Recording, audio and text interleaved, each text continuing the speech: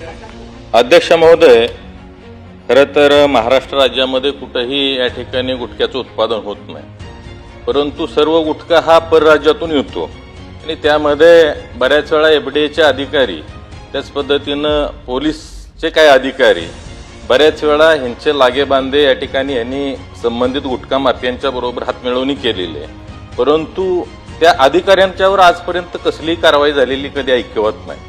तर पेपरमध्ये हातमिळवणी केलेले आजपर्यंत ऐकायला मिळालेलं आहे. आणि अन्न सुरक्षा हा एवढा मोठा विषय आहे की या ठिकाणी आज आपण महात्मा फुले जनआरोग्य असेल, मुख्यमंत्री सहाय्यता निधी असेल, प्रत्येक गोष्टीच्या माध्यमातून या ठिकाणी उपचारासाठी पैसे देत असतो.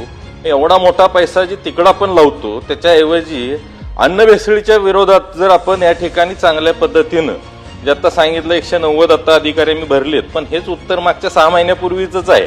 खरं तर या ठिकाणी कॅगच्या रिपोर्ट प्रमाणे किमान 1100 अधिकारी या ठिकाणी नेमले पाहिजेत आणि ह्यासाठी खरं तर अर्थसंकल्पामध्ये फार मोठ्या प्रमाणावर भरीव तरतूद पाहिजे.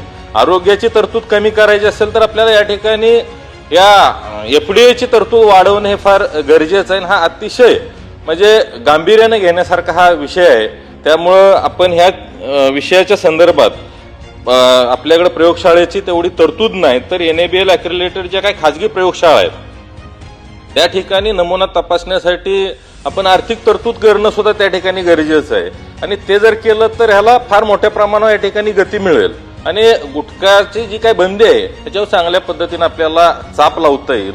तर त्या संदर्भात थोडंसं NABL अक्रेडिटेड लॅबच्या संदर्भात त्यांना निधी कसा देता येईल ह्याचं नियोजन आपण या ठिकाणी चांगल्या पद्धतीनं करावं अशी माझी मंत्री महोदयांना सुद्धा विनंती आहे. आणि एफडीएची जास्तीत जास्त या ठिकाणी स्टाफ कसा मोठ्या प्रमाणावर वाढवता येईल ह्याचं नियोजन होणं फार गरजेचं आहे.